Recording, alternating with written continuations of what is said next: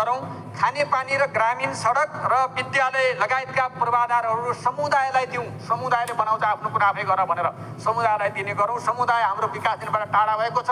समुदायलाई साथमा लिनुका लागि यो आवश्यक छ। उनको योजना, उनको सहभागिता जरुरी छ।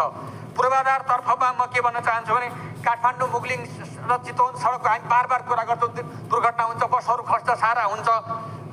एउटा कुरा म फेरि यहाँ आज फेरि अर्कोचोटि दोहोऱ्याएर भन्न के चाहन्छु भने 53 मिनेटमा चितवनको टाढीमा पुगिने गरी मैले नै डिपिआर गर्न लगाएर लगानी बोर्डलाई हस्तान्तरण गरेको एउटा रिपोर्ट छ। त्यो हेरेर त्यो कुरा बजेट हाल्नु पर्दैन, नीतिमा ल्याउनुहोस् र त्यसमा कुनै लगानीकर्तालाई टोल उठाएर त्यसको पैसा तिर्ने गरी दिनुभयो भने 53 मिनेटमा चन्द्रगिरीको मुनिबाट सिधै थाहा हुँदै चितवन पुग्ने एउटा बाटो 53 मिनेटमा जाने बन्छ।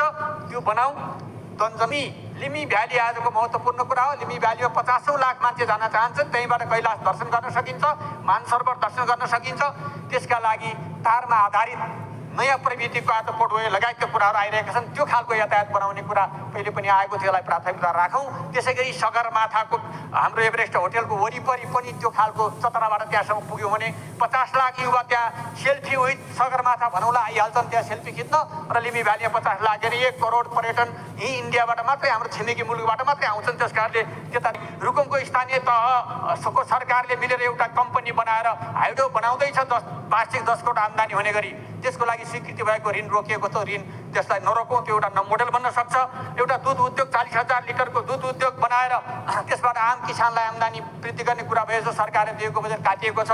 यस्तो कुरा गर्दा बजेट बनाएर पनि के गर्नु, बनाएको बजेट काट्ने परिस्थिति प्रचलन जो छ त्यसले गर्दाखेरि समस्या पैदा भएको छ। त्यस कारणले अरू तपाईँको राम्रो छ। र यो अन्तिममा यो खारा आक्रमणमा मृत्यु भएका जनमुक्ति सेनाको 42 जनाको शव मेरो आँगनमा बेहोरेछन्।